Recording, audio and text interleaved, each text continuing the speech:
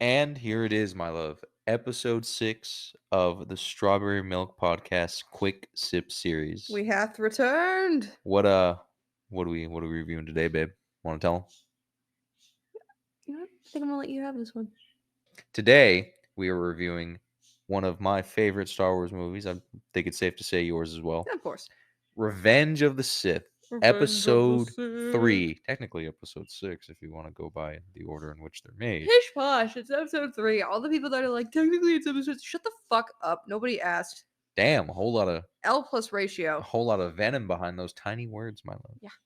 Anyway, this Star Wars episode holds a special place in my heart, mostly because of nostalgia. A lot of the prequel trilogy for myself is nostalgia. I'll be the first to admit that. Yeah. But it's a good film.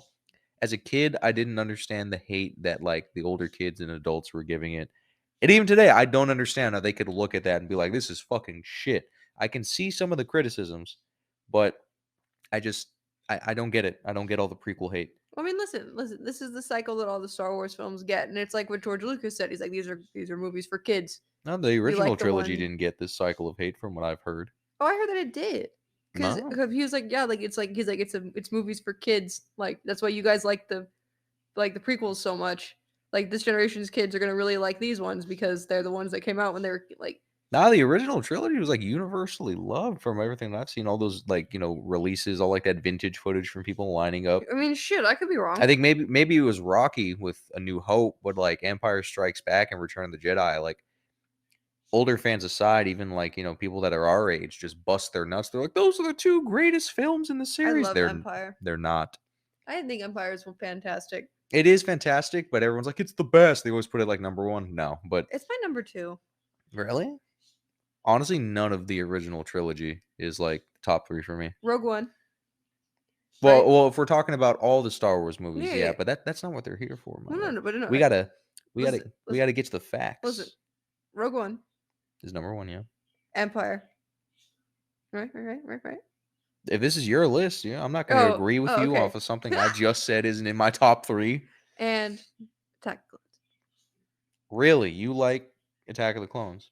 That and Phantom Menace. It's a toss up between the two for me because personally, I love both of them like the same, but you can't really do that on a ranking list, you know? I mean, you can. It'd be like the runner-up or like a split decision. I don't like Attack of the Clones. Like for me, Attack of the Clones, I can see why everyone feels the way they do about that. Nah. Like Jar Jar Binks and the Phantom Menace aside, I think Attack of the Clones really is like on the bottom of the I prequel love it. trilogy. The banter. No, like The so silliness. the banter is good, but it's just, all the prequels suffer from very weak writing. The Revenge of the Sith more so because of what's at stake with this one. Mhm. But I think in the second one, like it's like the most apparent. Like in the first one, everyone's acting, Mhm. right? In the second one, not so much acting. In the third one, everyone's acting again. I don't know. I might just be a very, very simple minded consumer because I just found them delightful. No, it's still a joy to watch. I'm not like, oh, it's not like I'm not equating it to like The Last Jedi or like Han Solo, Mhm. the movie they did about him. Those are fucking terrible. I'm like, turn that shit off. I'm still gonna watch Attack of the Clones, and it still is enjoyable. But I'm like, I I call see it this aggressive one, negotiations. I see this one, and I get it. We came here to rescue you, master. Good job. But anyway, here we go. Moving on, right? We're gonna talk strictly about episode 3 in this one. We're still working Good. out the kinks for entire series reviews Good. because someone doesn't want to do a mega episode. That would be way too much. It wouldn't be too much. We could definitely make it like sub 2 hours. Yeah, that's ridiculous. You're not the one that's got to edit it, babe. You got to dream. You got to dream big. No, He who dares wins, man. I don't dare. I play truths. I see. But all right. Revenge of the Sith came out May 19th, 2005. My mother's birthday. Oh. Yeah. I don't remember if I saw this in theaters. I'm pretty sure we just got like a bootleg version of it or some shit. But, back in the day, those studio copies were basically just the movie. I've had the DVD for as long as I can remember. We had the DVD for a while, too. Honestly, I think we had it at Dad's for a while. I don't know where all those DVDs went. All of them are at my dad's. But this movie comes in at 2 hours and 26 minutes. Honestly, Doesn't feel like I know, like, it's a perfectly paced movie, right? It could afford to be a bit longer, but I'll get into that as we go on in the episode. Men will do everything but go to therapy. And that's just Anakin. Anyway, so 2 hours and 26 minutes. It earned $868.4 million As it against a should. $113 million budget. I Glove King. didn't think it made that much money. Like with all the hate the prequels get, you easily forget how much money these things brought in. Yeah.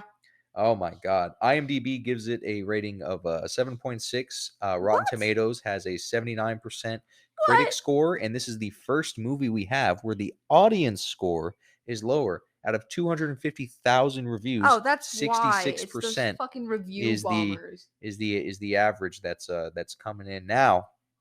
As has been a trend, you're gonna kind of hate me as we get to the end of the episode. Probably because you're gonna rate it low. No, I'm not rating it low. He's gonna rate it at like a 5 or a 6. Why the fuck would I do that? Is this anything from the sequel trilogy?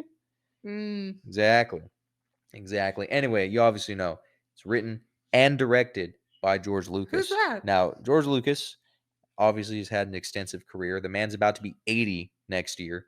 Um, Other works that he's worked on, Indiana Jones, right? He's had a hand in basically all of the movies because there's what, four of them? It's Raiders of the Lost Ark. Is it Temple of I Doom? wasn't an Indiana Jones gal. Yeah, it's Temple of Doom, and then the third one's The Last Crusade, and then Kingdom of the Crystal Skull. I like Crystal Skull, Yeah. but that's for a different movie review before I go off on a whole ass tangent. Um, he didn't direct any of the original trilogy except for New Hope. Hmm. He obviously has written all of them. He's obviously had, creative control. Like he's basically been the director um, for all of them. But I guess with Empire Strikes Back and Return of the Jedi, he had someone else do the directing, but he was still calling the shots on set. So Okay. the cinematography is done by David Tattersall. I think that's how you pronounce his name. Tattersall. He's done movies like Con Air, Green Mile. He's done episode 1 and 2 of Star Wars, And The Day 3. the Earth Stood Still, as well as Death Note from 2017. That terrible movie. So he's very hit or miss when it comes to his movies. Hey, Obviously, the Con Air. cinematography in Death Note, the movie, was really, really good. Death Note, the movie was fucking Yeah, it terrible. wasn't good, but the The cinematography cinematography was was not good. good. And there No, was I this did not one like how song. anything was shot. I didn't like the film grain and filters they used in the movie. I just didn't like it. Yeah, but also, is that just also because of how much you hate Death Note? No. I went into Hmm. this thinking that this could Hmm. actually be a pretty good Netflix adaptation. William Dafoe obviously carries the movie Willem with his Dafoe was the performance, absolute best but choice. I hate it because, well, they should have just made it with the Japanese cast, right? And just have Yeah. Willem Dafoe be the Shinigami. That would have made sense, Yeah. right? But I hate it when they use an ethnically diverse cast, but they make everyone pronounce the names Japanese style anyway. Yeah. Like every time he goes Kira, I'm like, shut the fuck up. Right. It's fucking terrible. Con Air, I like it. It's like a cult classic. I haven't seen it. It's like Nicolas Cage. It's like literally all these like inmates take over a plane and are trying. I Oh, forget where they're. Con Air. That's Yeah, funny. I forget where they're trying to fly. Like Nicolas Cage has hair in that movie, like long Oh. hair. It's funny. It's obviously fake. I think. That was from '97. The Green Mile, one of the best movies ever. Miss Michael Clark Duncan every single day. Shot in '99. Amazing. Episode 1, amazing with the cinematography. Episode 2, I will give it. It is very beautiful. I like how the shots go together. It's really good for like the stills. Don't know what the fuck he was doing with episode 3. This has the weakest cinematography, in my opinion, out of the entire Well, remember we were prequel reading. trilogy. I saw a thing because it's talking about the how Palpatine and the Jedi, how their duel was supposed to go is way different, right? Oh, that was with And it was that was because with deep fakes in the blue room, though. yeah, but the whole point was it was going to be that, and then instead George Lucas was like, no, I want close-ups instead, so they had to scrap all of it. Hey, So listen, that's not a David thing. I know, That's but a Georgie boy thing. he could have made it And work George, all I'm somehow. saying is you could have relinquished creative control. It could have been something great. Hey, he hits with the series. He's allowed to miss with some of the movies. Like for me, I'm a huge Star Wars nerd. I wager that I'm a bigger Star Wars nerd than a Halo nerd, and I know a lot about Halo, He doesn't an know about Halo. ungodly, unhealthy amount about Halo for some reason. It's true. Um, like reading the books, reading the comics, playing the video games, like fucking I try to hunt down every single little fucking thing I can about Star Wars. I don't get in it to the level that like people that analyze planets do because they actually apply like physics and figure Oh, out what the whack. gravitational pull day night cycle of a planet would be. It's pretty cool if you want to do like fan fiction, but it's just not for me. I God, like knowing what we know now, seeing all the outtakes, seeing what could have been, having all of this expanded lore, it just George really fumbled. George really fucked us. But David still could have tried to pull something out of his ass. I'm not saying it completely ruins the movie. He did all of the fallen angel references. Yes, that's really good, but that can also just be from the director of photography. Mm. Like the cinematographer, um, he deals with basically how the movie's going to look, what cameras are they using, like what's Yeah, doing and the what, who's angles. looking where. Yeah. I don't know. I just don't feel it until it's later in the movie when they purposely need to have those types of shots. You know what I mean? Like there's a lot of like random cuts where they just show like not even a close up, they just show like a little quick like Yeah. like a thrust, or they show like a quick back shot. I'm like, no, just that was really Listen, innuendo-y what I just said. listen. um Here on this podcast, we are not a fan of cuts during a fight scene. I want single takes or the least amount of takes possible. I know everyone says it about the MCU, but they have really ruined action sequences. I don't want 7 different cuts to watch one dude hit someone, you know? Yeah, it's just unnecessary. Dude, that's what I'm looking forward to with Extraction 2. I think it's like what, a 14-minute one shot action scene. Dude, Chris Hemsworth, that he's got to play Captain Price now. Like if I'm going to show you what he looks like in the new Extraction movie, like Extraction 2, he could definitely play Captain Price if they made a Call of Duty movie. Nice. Absolutely. But anyway, moving on. The music is done by the one, the only John motherfucking Williams. Woo! 91 years old this guy is. Woo! He's still kicking. Just has had like a long, diverse career. So I went ahead and did some like little fun facts about him. His first ever work was for a tourism type of ad for Newfoundland. No way. Yeah, and it's called "You Are Welcome." He did the music for that. They were just trying to get people to come to their country. It worked. His first film that he worked on was some 1950 something film called Daddy-O, Hey, which sounds Daddy-O. like a very 1950-ish thing to title your film. He also did bits and pieces of Gilligan's Island, which I thought was, I didn't even know that. That's actually pretty cool. My grandparents were still alive. I'd be like, hey, did you know he works on Gilligan's Island? And they probably would have been like, yeah, we watched it when it was new. Yeah. And I'd be like, oh, fuck. He did the adapted version for Fiddler on the Roof. What a fucking banger. Amazing movie. You were saying you didn't like it. When it comes to the music. Hmm. What? Hmm. I don't know. Insulting John Williams? Not insulting John Williams. I say I like the music. I don't like the movie. You just said you don't like the music. No, I said I said amazing movie. You said, I thought you said you didn't like it. And I was like, yeah, I'm talking about when it comes to the music. I was expecting you to get what I was implying. Oh, no, I did not. God, this is a very dry, cold open that's lasting 13 minutes. Anyway, John Williams also has done Jaws, one of my favorite movies ever. The harm it's done to sharks around the world be damned. I just like a good shark eats My man entire movie. family is obsessed with Jaws. Can I say something? I've never seen the other ones. I've only seen the first one. It's not that good. No, it's not. It's not that good. That's why it's a cult just, classic. Yeah, it's just I don't understand. I can dig a little beach town. I can dig the No, ocean. I dig the beach town. The rest of them was like as far as cheesy older movies go, like that was one of the first ones I saw. I liked it. I really love knowing about the behind the scenes, like of the Yeah. shark, like especially when we went to Universal and they were explaining how that worked and everything. That Yeah. I thought was awesome. I would have loved to do that as a job. You know, But honestly, if they ever get rid of the Jaws part of the Universal tour, I'll be reacting sort of like those people that were pissed. What are they turning Tarzan's house into at Disneyland? What is it now? I don't remember what they're changing to, but I was pissed because they changed it from Swiss Family Robinson To Tarzan. to Tarzan. That's probably what I'm talking about. Like, like with Disney Swiss adults Family when Robinson is so much cooler. like people are like, "Oh my god, they're taking away He built her a piano out of just stuff on the island. what's that? What's the racist ride that they're turning into Princess and the Frog? Splash Mountain. Yeah. And people are just like crying about it. I'm like, Oh no, the Matterhorn. dude, Which this one? movie is literally banned in all countries. Disney doesn't even have it in their fucking safe box. You know what I mean? It's not in the vault? No. Really? They keep everything in the Song fucking of the vault. South, it was such a horrifically racist movie that they were like, wow. They really just And they reacted like that, I think, in like the 80s or 90s. They really burdened that, didn't they? Yeah, because it's fucking horrific. Oh my god! Usually Disney keeps everything in the That's vault. Remember, it's going back into the Disney like Bambi or some shit, and we have like 3 VHS versions of it. But anyway, John Williams also did the scoring on the first 3 Harry Potters, and I know that's definitely more of your fandom. It is. It is. I am a Harry Potter gal. Not ashamed to admit it. Marauders gal. Also, It's very nostalgic, the first 3 movies. the third movie is, I think, the one of the best ones. I would say, I would argue that it is the best. I think that the cinematography in it. I think that with the music. I think the story, obviously, it's serious and Lupin. What the fuck do you What's want from me? You what's the know. second one? Second one is Chamber of I Secrets. like that one, that's my favorite. Yeah. Yeah. Yo, Tommy boy. I'm not really a Sorcerer's Stone type of guy. No, I skipped Sorcerer's Stone, but the magic, the music, the wonder. But Like, what I'd watch it once a year. Yeah, like, watching it for the first time, I was like, "Oh my god," and then afterwards, I was like, "This is, like, terrible." Well, especially since I read it. I read the series before we watched it this past time.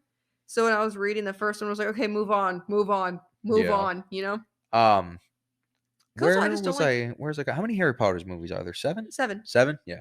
Well, there's Um, 8, but that's because they did the fucking Hollywood thing where they split the last that's what I was book into two. that's Why? what I was getting at. Why? But anyway, John Williams has also worked on every single Star Wars movie in some way, shape, or form. The Skywalker saga, which is episodes 1 through 9, he has done the music for each and every single one of them.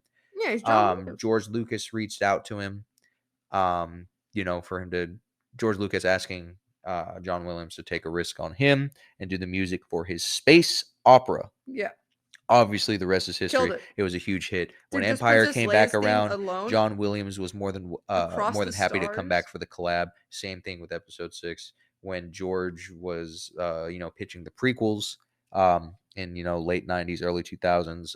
Obviously, they brought John Williams back in.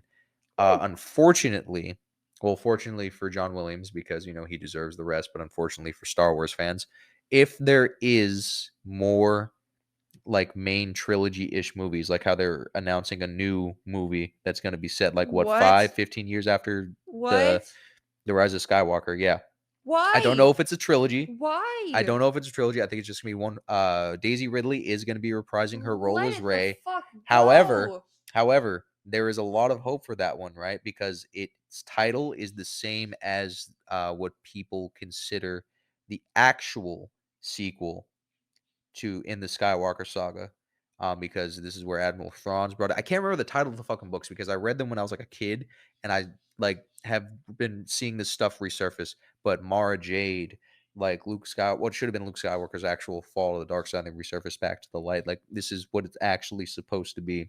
So I have high hopes, but I don't know how they're gonna make Daisy Ridley fit into the beginning of the film because she's kind of like passing the torch, if you Come will. on, just let it fucking die. Um, Get new characters. no, these aren't going to be new characters. This is what we should have gotten if they do it right. But anyway, John Williams retired from doing Star Wars movies after the Rise of Skywalker. I'm sure if George like fucking was like, "Yo, dog, Come come on, on, one come more on, movie," come on. However, he's like, "I'm just done." He's like, "You got to move on from them." Not, You know what, I'm making dude? it sound more negative than it is. You When know you what I make mean? that many bangers, do whatever the fuck you want. John Williams has also announced that the new Indiana Jones movie, was it Dial of Destiny, that's coming out next year, will be his last film. He plans for that to be his last film scored. Well, that's However, unfortunate. he does have plans to stick around till he's at least 100, he says. I guess from the research I was doing, he was very inspired by, I think, Steven Spielberg's father, who was 100 and still like at least somewhat active in his career. Nice. I think he was also like a music composer. But anyway, going into the stars of the movie, you know him, you love him. It's Christopher Ewan McGregor. Woo! Get it? Huh? Nice, cheeky Christopher Robin reference from the new one. I can't believe that you would rather Also, equate Moulin him, Rouge. yeah, to Christopher Robin than Anyway, Natalie Portman, Christian. someone who's been acting since she was a literal child, Ugh, right? my queen. Absolutely stunning in this film. Is one of my first childhood crushes. At the time of these movies, greater than Jessica Alba in my heart. Dude, the top 3 on your list, childhood crushes. Hayden Christensen, yeah. Honestly, I like Jumper. I haven't really seen any That of means his other nothing to me. movies. Oh, dude, Jumper was actually pretty cool. I'll like give you the rundown of the plot afterwards, but it was pretty cool. I was like, is that Anakin? Yeah. When I saw that shit. Ian McDiarmid, Dearmid. McDermott. Anyway, the Emperor. That's mainly what he's been, is the Emperor. He was the Emperor in Return of the Jedi. He was the Emperor in Phantom Menace, Attack of the Clones, and And obviously isn't Revenge that of the Sith. fucking It's just crazy? so fucking cool. especially considering when Return of the Jedi came out, and Yeah. all those years later, he's like, "Yo, Ian, you Come want to on. take over the galaxy?" Ian's like, let me at it. He's like, "I'll do it." Awesome. When he dies, I will actually be sad. Yeah. Samuel L. Jackson, need I say more? The reason we have purple lightsabers and all the delicious lore that goes He with it. said, thanks. Purple lightsabers have some of the coolest, like, it's got the coolest lore. I want Made a pink. whole other like fucking saber fighting style because Samuel L. Jackson was like, "Nah, listen, dog, I want this or I walk." And George was like, "Well, you got me bent over a barrel here." He forced him to give him the purple lightsaber, huh? Huh? That Huh? was pretty good. God, our retention rate for this episode is gonna be so low. I'm Oh high. I God, work. worked. Yeah, work is killing us, man. Oh my God. But anyway, the late great Sir Christopher Lee, Dracula, Frankenstein's monster, Saruman, the original Mummy. Yeah, he played the Mummy in the 1959 version. Neat. This man is a fucking force of nature, and every day that he's no longer with us, acting takes a hit. Hmm. Did you just hear my shoulder crack? I did. Oh my I think God. they did. I gotta start I making think a blooper everyone reel. did. Afterwards, we got Frank Oz. Frank Oz. Obviously, great puppeteer. If you've seen any Muppet movie, you've seen any type of movie involving some type of Hey, animatronic, Dark Crystal. puppet, anything. Yup. He's the handler for all of them. So, basically he's Yoda. And then my man, Tamura Morrison, the clones, My Boba Fett. fucking man, Oh dude. my God. Woo! This man does not get enough credit. Did you hear his interview about Boba Fett? No. So But they I know he doesn't basically like. no, they literally told him that the Mandalorian was going to be on his show, and he's like, "Oh, that's kind of okay, whatever." But they're like, "Yeah, no, but you're going to be on the Mandalorian," and he kept on waiting for a call, and they just never called him. Like they literally don't give a fuck about him, and he's like, "Hey, like this is what He's the the fuck." money maker. You see the when the animated series of the Clone Wars is coming out, remember when they said it was going to be animated, the little screen grab, right, where he's like, "Animated, that's your first problem. You see this is the money maker," right? And I was Yeah, like, hell yeah, dude. I do like that they as time has progressed, they have given him his due credit. They make the Clone Trooper Legos now match his skin because good. he's from New Zealand. Yeah. He's a Kiwi. Yeah. Mm. They make it match the skin tone. Obviously, the clones have kind of his shade. They are still a little bit whitewashed in the show, but hey, it's better than how it was before. Yeah. Moving on, a lot of pros for this movie still don't. There's a lot more pros that I have for Revenge of the Sith, but even those don't really hold a lot of weight against a few cons because those cons are such vital, like they've infiltrated their way into such vital, like I guess the vital structures of the film itself, Sure. Yeah. right? So, would you like to go first with the pros or? Go for it. All right. Pros for me, obviously the music. Every single Star Wars Yeah. movie, even the sequels, Yep. and even Han Solo's movie, is just composed beautifully. It's gonna be kind of cringe. Sometimes in the gym, I'll play some of this music. Yeah. Makes me motivated, dog. The acting in this one, superb. Everyone is acting. Like I said, the first one acting, second one not really acting. The third one, everyone got their shit together, especially in the last half of the film. Revenge of the Sith is very much a catch up in the second half type of movie, and it does Fair. that Yeah. beautifully. I Right? agree. The immersion. Honestly, not a single Star Wars movie has ever broken my immersion. I feel it really makes you feel like you're in Star Wars, but no, like when we watch it, unless I was already planning to half-assedly watch it anyway. Like when we do our full like watch through the series, once a year, I'm in. Hmm. But if it's like how we watch the movie to like refresh our minds, I'm like I already know everything that happens. Right. Even like what was it? The Last Jedi that apparently had the Starbucks cup or some No, that shit. was Game of Thrones, babe. No. That happened in the Last Jedi. Or what was the drink in the Last Jedi? Because it was another drink. There's something in the Last Jedi or one of these sequel trilogy movies that there's something in there, and they're like, "What the fuck is That's that?" funny. Yeah. The acting is great. The immersion is great. I love the atmosphere that's made for this movie. The Revenge of the Sith for me is one of the better wrap ups for trilogies within like a set lore of like a fandom, right? Yeah. Not just for Star Wars, but I mean like for like all types of movies that break themselves up into trilogies. Arguably, you can do it with the MCU, which is like a very popular example that I'm sure most of our listeners will get. But this one for me really ranks high up there.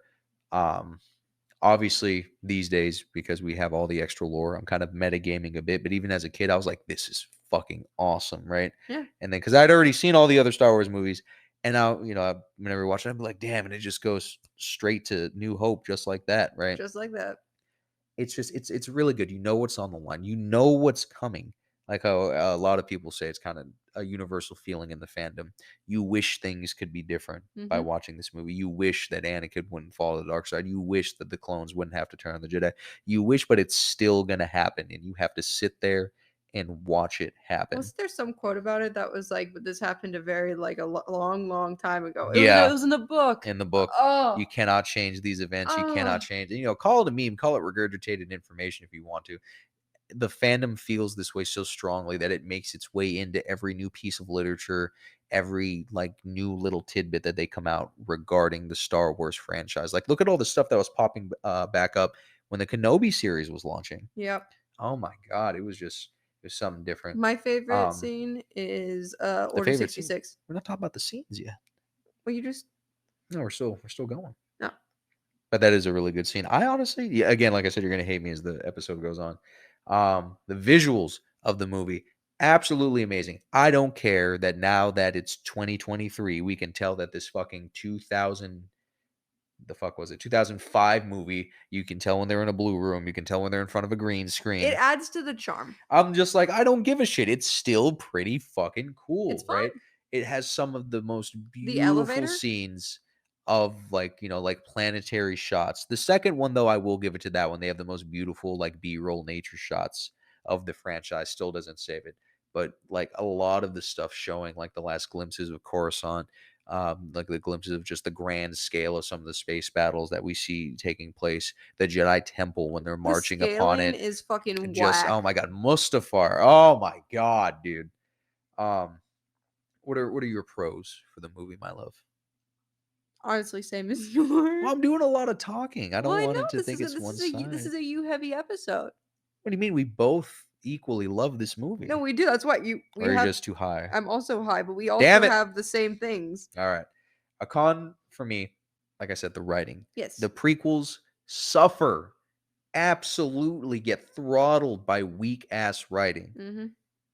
and I'm not saying I could have done better because I couldn't have, I could but have.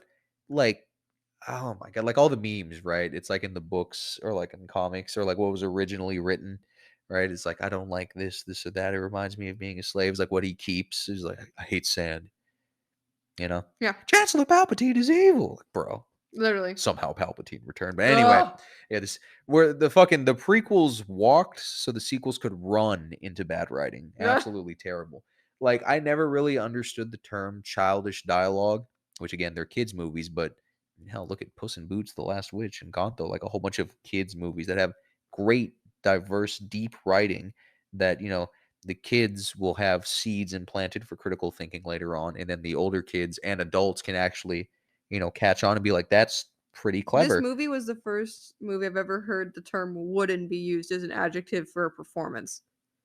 That's how Yeah. my dad described it. He's like, "My issue with it is that the acting is all just wooden." And he's like, "And it's amazing actors and actresses. Yeah. It's because of the director and the writing." I will say And I'm like, episode "Damn, 2, Natalie Portman and Keira Knightley in all the Pirates movies act exactly the same. I love them." But anyway, also the movie feels a bit rushed, right? Having what we have now, the 2 hour and 26-minute runtime, and knowing how much lore happens in just this little area of the Star Wars timeline and just the Clone Wars alone, right? I feel like all the cuts that George Lucas made, all like the extended fight sequences we got getting cut out really did this movie in, Yeah, I agree. right? It would have been something way better. Like, oh my god, look at Order 66 in general. This is such a critical moment in the Star Wars universe. The literal genocide of the Jedi, the literal revenge of the Sith. Like, and it's like what, a 45-second sequence of like all the Jedi deaths, I think so. right? You get to see Anakin flick on his lightsaber before he starts killing younglings. You get to see Plo Koon get blown up. You get to see Ayla Secura who has the wackest death in the entire fucking like my favorite. So bit of a nerd rant. My favorite like clone trooper squadron regiment unit, whatever the fuck you want to say, is the 327th Star Corps, which is what the ones that kill Ayla Secura is on Felucia. For those of Dickheads. you who don't know, Ayla Secura is the Twi'lek, the blue chick with the tails that gets killed on that like jungle looking planet, and like all the clones have yellow She stripes down their collapses very armor. prettily. Yeah, she does. Lore wise, she was a really, really like powerful warrior. Nice. The 327th Star Corps got deployed to like the most treacherous, hardest rugged terrain, most dangerous planets for the entirety of the war. These were some desensitized, like, motherfuckers, right? And the reason that they keep shooting her afterwards is because they were all afraid of like her wrath if she survived. She would have fucking just hunted them all down Damn. and, murdered them. Fuck that. She like lazily throws. She faints basically, and they Yeah. just keep capping her underneath the little fauna outcropping that comes up. What about the girl that got or I think it's a girl, the one that was on the speeder bike and they just fucking shot her and she just exploded. I don't think that's supposed to be Luminar. I forgot who that is, Mm. honestly. But it just feels a bit rushed when it comes down to it. To the important parts, it feels a little bit rushed. Like even during my favorite scene, which is Anakin and Obi-Wan facing each other on Mustafar. Again, the cinematography fucks it up, but it also could have been a longer fight sequence. Now, if they were each their own independent fight sequences, because Yoda versus the Emperor is weaved into it, you get bits and pieces. If Yoda versus the Emperor I thought that were that was just really its well own done fight though. sequence, Yeah. and Obi-Wan versus Anakin was its own fight sequence, Yes. that would have been very much better. It is still well done for what they had to work with, but And they made I it feel like breaks it it up too worked. much. No, I feel like it worked though. I Like it don't would have been better without it, but I think that with it worked. like. I know they're trying to show us what's happening at the same time, and like Obi-Wan was like, please send me to kill the Emperor. I can't kill Anakin. I think Obi-Wan would have won. Hmm. However, I think he would have had to tap into the dark side a little bit. He Interesting. would have to utilize the hate that he would be feeling for doing what he did to Anakin. Because at this point, Obi-Wan still didn't want to believe that Anakin was Who would? fully capable of Who making would that want own to decision. believe that, And dude? That after he shit's hard. turns him into a nugget and leaves him to burn to death, he was like, "Yeah, no, like Yeah, I would that was just fucked push up him of into him. the lava, man. Yeah. Stab him, do something." Either commit or don't, but don't be a bitch about it. Everyone's like, it wasn't his destiny to kill. No, you can use that for Kenobi when they fight at the end, Obi-Wan versus Darth Vader. He knows it's not his destiny. Yeah, you don't get to metagame that hard, No. right? But that being said, Yoda versus the Emperor is my second favorite scene. I know Nice. you said Order 66 is yours. Is there anything you'd like to add to that, my love? I just think the swell of the music at that time. I think that like just the vibes, and especially now knowing all of the new lore about it, it just Yeah. makes it hit a lot harder. Like knowing about Plows Bros, it's Oh, yeah, upsetting. I should have never told you, Yeah, man. it's upsetting. And I'd say for my second favorite, it would be this isn't a scene, but it's like a moment. Every time there's an Anakin Longe de Shoe bullshit moment, Oh, the painting. where that looks like it's my favorite painting. So for those who don't know, the L'Ange de Choux is a painting of a fallen angel. Is it Lucifer? Yes, It is. I actually wrote about it for my art history final. It was It like is a what, like 10 very it pages? is a very beautiful painting. It's lovely. Um It speaks to me on a personal level. The eyes. so it's like he's like sitting there, arm over his eyes, and he's like crying, like angry tears though, Angry like crying. actual rage tears. And they purposely, from what you've told me, that's one of the coolest Easter eggs you've ever told me. They purposely shot it that way to have cinematic parallels because the whole art imitates life, life imitates art, Yeah, then roundabout also bullshit. you pointed this out to me is also during like right before their duel starts, how Obi-Wan has a little bit of light behind him Yeah. and Anakin's is all just fire. Cuz they're drawing hard. Like Well, there's a also, reason why Obi-Wan has a Jesus haircut. right. Not Also, not actually. look at no, but I was also more so pointing out that when Anakin has the planet sun in his shot, Yeah. it's almost a full like eclipse like status. When Obi-Wan's underneath it within in his shot, the light is peeking Oh through, my which god. further adds to it. I honestly, their duel is very well done. Very well Everyone done. gives their swordplay shit. They're like, they didn't start doing the stupid twirling bullshit until Hayden Christensen and Obi-Wan's fight sequences. Listen, Y'all wanted It's an way original better. series fight? It's way better than the That's original what you trilogy. wanted? It's just a bunch of grown men playing with sticks in the it's the 70s They and the could have 80s. tried. They could have fucking tried There a was bit enough more. Like cocaine to they get kill a a horse, and they they couldn't give me a decent fucking saber battle? they get a pass in A New Hope because it's literally Darth Vader versus I don't know Obi-Wan Kenobi's original actor from A New Hope. Alex Uh, Guinness. that's his name? Or Alec Guinness, yes. Well, obviously the man's dead and he was on his Oh my god, fucking what if way I'm out during totally that wrong? movie. I don't know. I'm not endorsing I'm you pretty on sure that. it's that, and then Anthony Daniel yeah, because Anthony Daniels is 3PO. Yeah, Okay, I'm but good. like they get a pass on that because it's literally an old geezer that's fighting. Yeah. Empire Strikes Back, there is no excuse, just like there is no escape, So good. right? But Mark So Hamill good. was still finding his footing as the character. Return of the Jedi does have some pretty good lightsaber battles, but it's still very simplistic. Mhm. And then every single fight in Star Wars devolves into the just bashing against their lightsaber until they drop it. It's like the Wilhelm scream. You got to have it in there. Listen, all I'm saying is that I love the Ewoks. I hate the I love Ewoks. I them. love their lore. I love them. Dude, the Ewoks are some I love teddy they're bears. strong as fuck. I love small and vicious. And they absolutely terrorized all Yeah, of the I stormtroopers love that it. were on there. Psychological Like warfare. Fuck them lore up. wise, all night they would play war drums. Like the coolest game mode on Battlefront 2 before they added the galactic supremacy or whatever was the Ewok hunt. Mm. It was so fun getting to terrorize people as the Ewok, but as soon as you see that you're a stormtrooper and all you have is a little flashlight to get near all of your bros, you're just like, oh, what was that? What was that? Oh, that's awesome. It's very it's really cool. Like to me, that's way better. I've gotten more scared playing that than any Dead by Daylight chance that I've thrown that terrible series. Hmm. My least favorite scene, however, my love, it is a tie between Obi-Wan Kenobi versus General Grievous or What? Mace Windu versus the Emperor. No, that one's fair. Mace Windu versus the Emperor very much still suffers from the basic sword play, but Samuel L. Jackson in this he doesn't seem like a very athletic man. He also seems like he was just collecting a paycheck. Yeah, like Ian McDiarmid absolutely wins Yeah. with how he's acting with his lightsaber. It's actually pretty cool. And before you start making What the fun of the fuck was stupid that little front corkscrew flip, shit? that literally what he did, and again, there's lore He said about the it's Sith. Morbin time. No, like there's like lore and everything about the Sith that got cut out of the movies that we were robbed of as well. When he does the corkscrew thing, he's basically doing like a thrust, Mhm. right? And the sound he makes is like him using the dark side. It disorientates people, right? If they don't have like a steel trap mind. It's not like the Jedi mind trick where if you're weak minded, but this like it kind of shakes you a little bit. It's like, oh, what the fuck, right? Mace Windu's a very powerful Jedi. Honestly, had Anakin not interfered, he absolutely would have killed the Emperor. Yeah, here's my thing, right? Is that because that's my least favorite scene. How did all of those Jedi Masters just fold? Well, remember the extended fight sequence, they lasted a bit longer, but Yeah, but lore as the wise, movie is, yeah, as it exists. but lore wise, they were disorientated and basically like they equated to getting flashbanged. Yeah, but you know They what the were actual fighting. reason is? Sloppy fucking writing. They just wanted to rush it, Everything sloppy which goes fucking back to my writing. thing. Feels a bit rushed. Because also, why would Anakin choose to save Palpatine? Oh, he wouldn't. Stupid fucking writing. Do you like the meme, right? Why Where the it's fuck? like, You know what I he would need have him. done? Anakin character?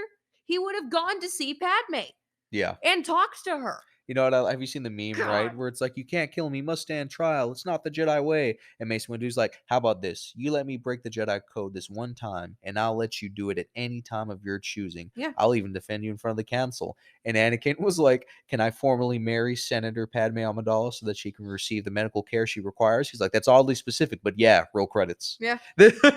I like that. I Yeah. like that. It's one of my Literally, favorite my little whole memes. the whole build up to that scene. I'm like, Anakin, just call your wife. Just Right. just call her. If they if she'd been like, hey, love you, just wanted to check in, solved. You're breaking my heart. Yeah.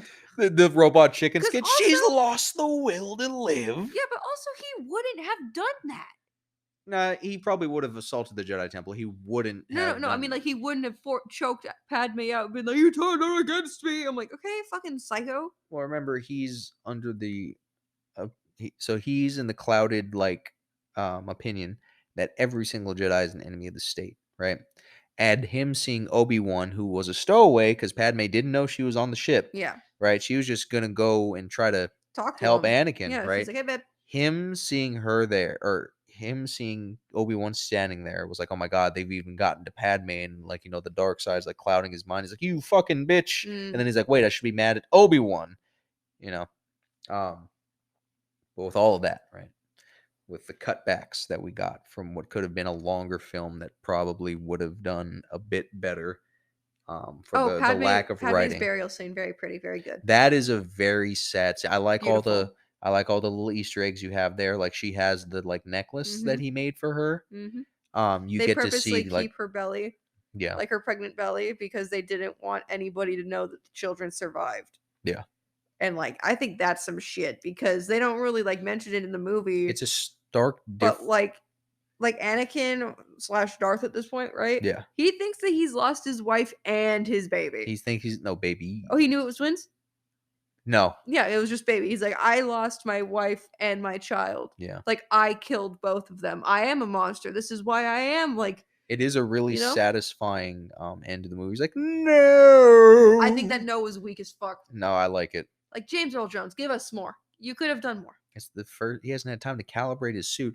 Time No. permitting, I'm gonna go into a lot of what you're building upon here, where you get to see the type of, like, stark differences of how Naboo usually looks Mhm. and how it looks with the death of Padme. Yeah. Darth Vader's just absolute self-hate, right? But we gotta get through the rating real quick, and then I'll do a little nerd rant, alright? No. So, anyway, cutbacks, poor writing, the metagaming that we're doing with the knowledge we have right now. This movie, honestly, I think it deserves the 7 out of 10. Now, this is a very strong 7, right? Okay. A very, very strong 7. It's the highest out of the prequel series because I also give the Phantom Menace a 7, even though the Phantom Menace has my favorite, like, lightsaber duel of the live actions, right? Yeah. The Revenge of the Sith is my favorite from the prequel trilogies. It is a very, very strong 7. I cannot give it an 8 because of all the criticisms I've had of it. And, like I've been saying this whole episode, the metagaming, knowing what we do now, and even all the stuff that they were trying to implement back then before a lot of this shit came into life. Like, Mhm. what the fuck were you doing, man? I don't give a fuck. I give it an 8. You give it an 8? 8. Solid. 8. It's a solid thing for me, but I just I can't. I gotta give it the No, 7. But that you're doesn't much stricter than I am with it your criteria as but well. it is still such a good movie. Like, all the Star Wars movies are objectively good. But anyway, back to what you were saying about everything that they were trying to do with Padme's burial, right? Yeah. Um, a very good, like, stark opposite that they're showing when Naboo's usually lively. Like, even when it was under separatist control, it wasn't all black and gray, but this planet truly loved their former queen, and it Mhm. matches up Lore Rise as well. Padme, like, inspires They the chose earliest her. form of Yeah. rebellion. They chose her to represent their entire planet The in the youngest Senate. queen ever. No, in the Senate too. Yeah, Like, they literally the entire galaxy, she is Naboo. Like, yeah. she is their representative. That's a Um, huge honor, and she and was so smart. Anakin mourns her. Darth Vader still mourns her. So it's Understandably. obviously still has a little bit of light in it, right? And he realizes and comes to regret a lot of his decisions, as do a lot of the clones, because the chip overrides it, but they're still aware of what they're doing to an extent. Yeah. Um, Anakin, as he develops himself, becomes a more fully realized Darth Vader. He continues down the path because it's literally too late for him to turn back. Like, whenever he truly meditates and goes within himself and tries to be not become one with the force, but, like, basically mind wise, like astral projecting, he is just a big swirling ball of hatred. Mhm. Literally, the comic book, like, Vader series that they're fleshing out, these days is really good, and it really goes into, like, it's just literally he's a swirling ball of hatred, Yeah. just hates himself, and literally has beef with the Force for what it's done to him. Like, you can heal yourself with the Force, right? Because he, chills in a bacta tank for the most part, and it does really heal him up, and he was able to use the Force to heal a little bit more and use it to ease the pain that the suit purposely causes him. Mhm. Could never use it to heal his lungs, and it is a personal opinion of his that he thinks that's the Force punishing him. Because Well, I if he mean, could fix his lungs, he wouldn't need the mask and most of the suit. yeah. Like, basically a stark reminder of his failures. Like, everything he is a reminder of his failures. Like, for the Yeah, and one that where goes some cultists resurrect. I'm sorry, what? no, I was gonna say that, that goes back into, like, what I was talking to you about earlier is, like, how like it's just like he's continuing, he's punishing himself Yes. because of Um, how he thinks, because especially with the whole Padme and his like and their child, like he's like, I deserve to be in this much pain, I deserve not to fully heal, I deserve the force doing this, like you were saying. yeah. So it's like, No, he doesn't think it's he fucking deserves the force tragic. part, but like he thinks the force is doing that to Yeah. him. Also, when the Emperor tells him he has a son, like it's a really big comic thing. I forget exactly what Vader has just gotten done doing. Like he's still proving himself to the Emperor. Um, the Emperor's like, yeah, no, we know that the son of Skywalker is alive, Oh, and like it's just Darth Vader's mask, but it stops in like the comic panel. It's silence, right? And the Emperor's like, do I sense you want to say something, Lord Vader? Right? Like he looks at him. He's like, do you understand us? And like Vader's like looking at the hologram and it goes back to his face. He's like, I understand us perfectly. And then like the Emperor like turns it off because he's like, we're going to have to kill him. And Vader's like, oh shit. But anyway, he's on the bridge of his Star Destroyer, the Mammoth, whatever. Oh, it's a Mammoth class Star Destroyer. And everything starts shaking around in the bridge. The glass starts cracking and he's like, I have a son, right? And he's just like so oh, I pissed. saw He's that. like, he will be mine. He's like, it will all be mine. Like that just reignited all the hatred inside of him, but now he's like directing it at the Emperor because he does hate the Emperor, and that's the nature of master apprentice relationships in the Sith. Hmm. It's what really fucked them over for millennia. That's why they had to have a whole rule of two Yeah, bullshit imposed. shocking that that wasn't really But he does helpful. mourn. He mourns Padme forever. There's another comic where he goes and like sneaks onto Naboo, like infiltrates in order to. He just visits her grave and just stands there. Hmm. He truly did like he loved her with all of his heart, and he still loves her as Vader. But with that, we're gonna wrap it up. Before we go though, I have an unusual thing to add to the end of this episode. One of my good friends, someone who I served with, been friends with a long time, fellow by the name of Bailey, right? He is a student at UNT, the University of North Texas, um, and he is a member of their hockey team. Hockey is something that was very important to him growing up. That's like his sport, like how you played soccer, I played Yeah. football. His was hockey. Absolutely has one of the deepest passions for the game I've ever seen. I give him a lot of shit for it because I'm like, who the fuck plays hockey? But it's something that he is very deeply passionate about. They are currently holding a fundraiser. Their roster of 23 people has a specific amount of time to raise quite a lot of money, right? But each team member has split that up and set personal goals for himself. Um, so I was like, hell yeah, homies help homies. I'm always going to support my friends and what they're passionate about. Yeah. So while no one should feel obligated to, if they could find it, I guess, in their hearts or what have you, to donate Or just share it. to the team's fundraiser. Yeah, no, that's what I'm going to do. I'm going to be pasting the link in the episode descriptions until their fundraiser is over, because again, it is only a set amount of time. Um, Anything that you donate goes to rink rentals, paying the refs, getting supplies for the players, the actual training program, just keeping the a club, I guess you'd call it. Yeah, you want college sports to exist? Yeah, it's Help us out. basically helping it so that there can be like, another season and like a new Something besides generation football. of the hockey team. But anyway, he would appreciate it. I would appreciate it. If not, obviously, no big sweat. If you can also share, but If not, Bailey and I will be coming to each person's houses individually, you're gonna egg and them. no, no, no, we're not going to egg them. We're going to throw hockey pucks. You're gonna throw a hog. You're gonna puck them. Oh, puck them. Oh my god. But anyway, we out. Bye.